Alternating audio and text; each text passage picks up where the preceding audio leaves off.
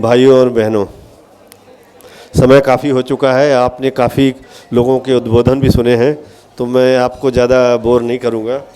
मैं ये ज़रूर कहना चाहूँगा कि प्रोफेसर कमर जहाँ ने बहुत आसानी से चीज़ें बताई, लेकिन आपको ध्यान रखना होगा कि ये उनका 80 साल का जो अनुभव है उसका निचोड़ था, जो कि उन्होंने यहाँ व्यक्त किया, और ये आपको किसी किताब में या कहीं पर नहीं मिलेगा।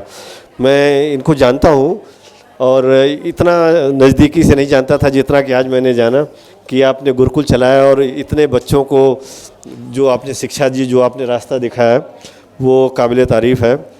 मैं आपसे बिल्कुल सहमत हूँ कि शिक्षक का काम शिक्षा देना नहीं है। हम शिक्षकों को ये बहुत आवश्यक है कि वो ये देखें कि लड़के या लड़की, उस विद्यार्थी की क्या प्रतिभा है और हमको उस प्रतिभा को निखारना है। अगर हम उसकी प्रतिभा को निखारें तो शायद अभी जो इतनी परेशानियां हो रही हैं जो विद्यार्थियों के साथ और अभिभावकों के साथ, वो शायद ना हो। परेशानी ये है, ये हमारे संस्थापक मालवीय जी ने शुरू में ही कहा था जब उन्होंने काशी हिंदू विश्वविद्यालय की स्थापना की, तो उन्होंने ये कहा था, उनके उद्गार थे कि हम इस विश्वविद्यालय की संरचना डॉक्टर, इंजीनियर, बिजनेसमैन, वकील ये सब बनाने के लिए नहीं कर रहे हैं। उनका मुख्य उद्देश्य था कि एक हमको ऐसे नागरिक का निर्माण करना है जो देश के लिए समर्पित हो, जिसके लिए देश सर्वप्रथम हो, उसके बाद समाज हो, फिर वो अपने बारे में सोचे, जो कि आपने किया, वो आप जीता जागता हो उदाहरण है। और यहाँ पे मैं इसलिए कहना चाहूँगा कि आज के इस भागदौड़ की ज़िंदगी में 21वीं सदी में हर अभिभावक चाहता है कि उसका बच्चा डॉक्टर या इंजीनियर बने, अच्छी सैलरी पाए, अच्छी गाड़ियाँ रखे, अच्छे मकान हो उसके, विदेश में हो। अपने देश के बारे में कोई नहीं सोचता। तो उसमें क्या हो रहा है कि उसमें इतना ज़्यादा मानसिक तनाव बच्चों पे हो रहा है और अभिभावकों पे भी है कि जिसका नतीजा हम देखते हैं कि बच्चे सुसाइड कर रहे हैं। इतना ज़्यादा उनको मानसिक तनाव दबाव है। तो सुनीता जी पूछ रही थी कि कुछ अगर हम कुछ आइडिया दे सकें, तो एक ये है, शायद शबनम जी इसके बारे में सोच भी रही हैं, इन्होंने कुछ बात भी की थी मेरे से, तो ये एक बहुत अच्छा होगा, क्योंकि इसमें बच्चों के साथ लोगों तक इसको पहुंचाना होगा, क्योंकि लोगों में भी जो काफ़ी गरीब तबके से आते हैं, जिनको पैसे की काफ़ी परेशानियां हैं, जो ऋण लिया हुआ उसके दबाव तले हैं, तो इस तरह की जो चीज़ें हो रही हैं उसको इससे बचाया सकता है। ये एक बहुत ही महत्वपूर्ण एरिया है जिस पे काम किया जा सकता है।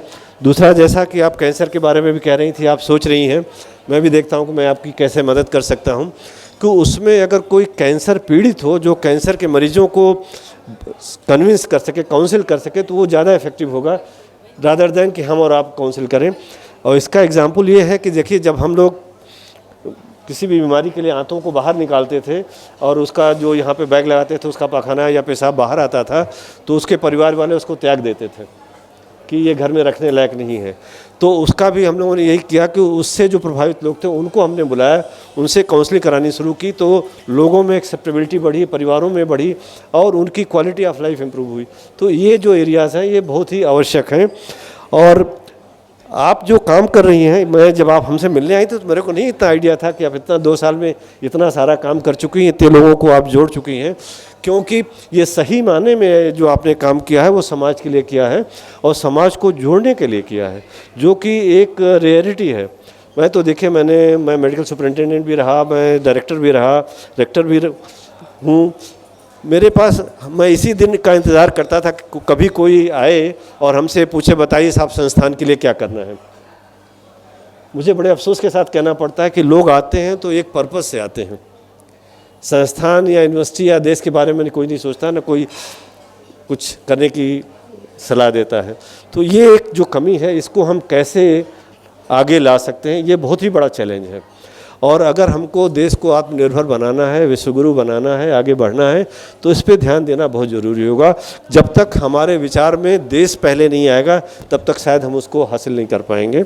इसलिए बहुत ही ज़रूरी है कि हम इसके बारे में लोगों को जागरूक करें, उनको कन्विंस करें, जो कि प्रतिभा आप में है। आपने इतने लोगों को कन्विंस किया, जोड़ा, सबको यहाँ पकड़ के रखा है इतने घंटे, ये बहुत बड़ी बात है। आज के इस युग में कहाँ कौन बैठता है और सुनता है। तो इसलिए बहुत ज़रूरी है कि इसमें अब आप कैसे कर सकती हैं, ये चैलेंज आपके लिए है। और इसमें जो भी सहयोग आप चाहेंगे हम लोग करने को तैयार हैं। अगर हम कुछ भी हासिल कर सकें, न देश में बनारस के लेवल पे करें, बनारस से फिर प्रदेश के लेवल पे करें, फिर हम देश के लेवल पे सोच सकते हैं। लेकिन एक शुरुआत कहीं ना कहीं होनी आवश्यक है। और ये आपने जो शुरुआत की है ये बनारस में तो आपका है ही है, और बनारस ही नहीं, हम तो लगते हैं आसपास के आपने जिलों को भी जोड़ा हुआ है, तो प्रदेश तक तो आप पहुँच ही रही हैं। तो इसको आसानी से किया जा सकता है, इससे जोड़ा जा सकता है। इसमें वो भी बहुत आवश्यक है कि जो हमारे पिछड़े लोग हैं उनकी ज़रूरतों को देखते हम उनको कैसे स्वावलंबी बना सकते हैं, उनको कैसे इंडिपेंडेंट बना सकते हैं कि जिससे उनका एक्सप्लॉयटेशन ना हो, वो इस संस्था के जरिए आप कर सकती हैं। जैसा कि अभी आजमगढ़ की आपके कोई सम्मानित सदस्य आई थी, उन्होंने कैसे वेस्ट से ये अपनी कला दिखाई और लोगों को उसमें इन्वॉल्व किया। इसी तरह मैं देख रहा था जम्मू कश्मीर में कि वहाँ पे जब अभी शुरू किया तो जो हमारा तिरंगा है वो वहाँ बनता है, और कोई एक लेडी थी, उसे 100 औरतों को इकट्ठा करके बनाना शुरू किया।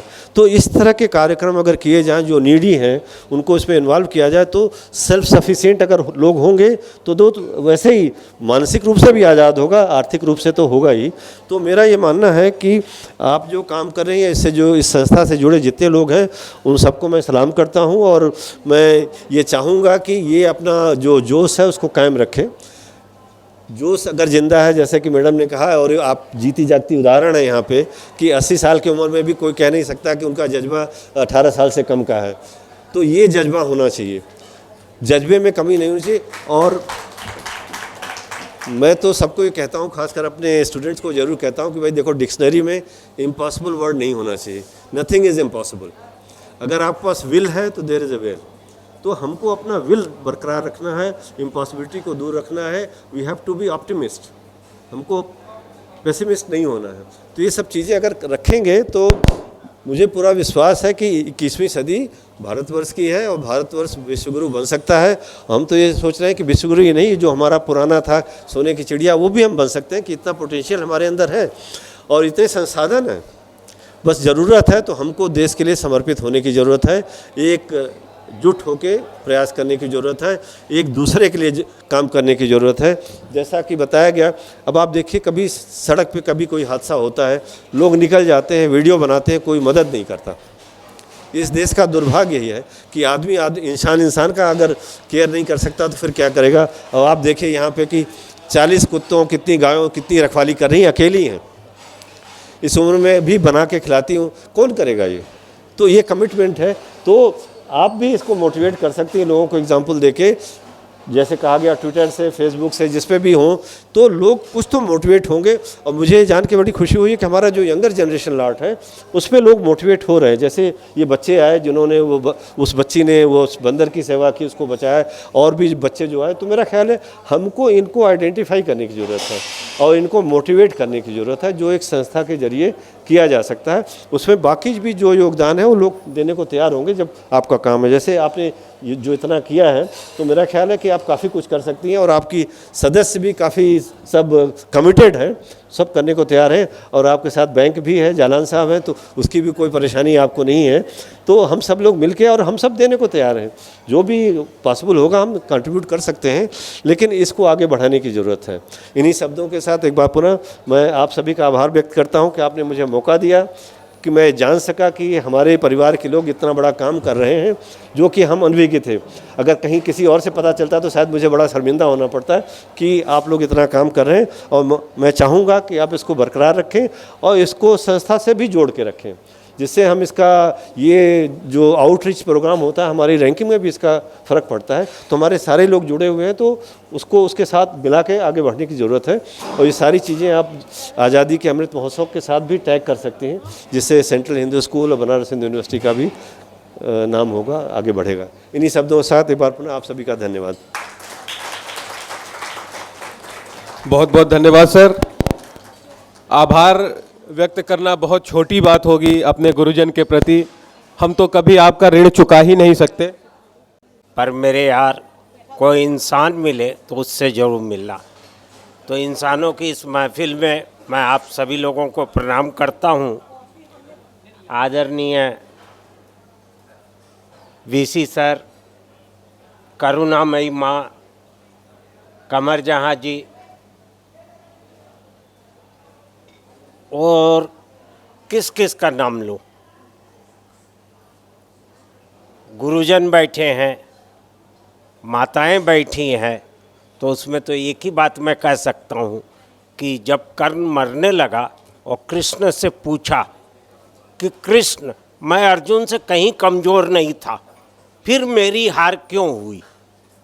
तो कृष्ण मुस्कुराए, बोले कर्ण, किसी की भी जीत होती है, उन्नति होती है, वो माँ और गुरु की कृपा से होती है।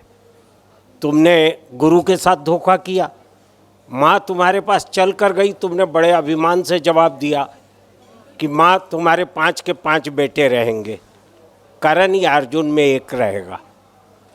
उधर अर्जुन को देखो, जिसके लिए गुरु ने एकलव्य का अंगूठा कटवा कर और पूरे जीवन भर की बदनामी अपने सर ले ली। माँ ने द्रौपदी को जीत कर आए, माँ ने कहा तुम 5 भाई बांट लो, बांट लिया। तो आज हमारे सामने सभी गुरुजन भी हैं, माताएं भी हैं। मैं चाहूँगा सबकी कृपा मेरे को मिले। धन्यवाद। बहुत बहुत धन्यवाद।